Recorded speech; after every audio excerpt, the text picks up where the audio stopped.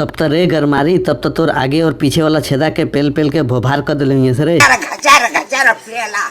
कहीं सखी रे ससुरा के लीला, टाइट बदन हमर भइल बा ढीला। टाइट बदन तोर हो गइल बा ढीला, काहे रे छिनरी भौजी, तोर सब बाप पुत मिल के तोर गांड मार देले हो सका।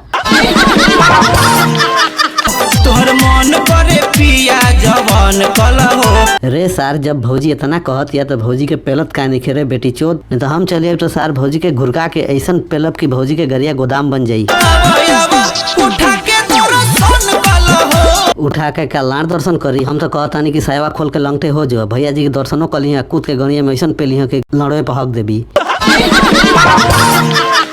नैना से बैना तू बाटो तारू, छुई छाई जबे तबे डाटो तारू। रे सार बेटी चोद, भौजी के खाली छुअबे छुअबे तो भौजी डंटबे न करे रे। भौजी के निउरा के भौजी के गणवा में थूक के लड़वा ढुका के पेल दे, ओकर बाद देख भौजी कुछ ना बोली।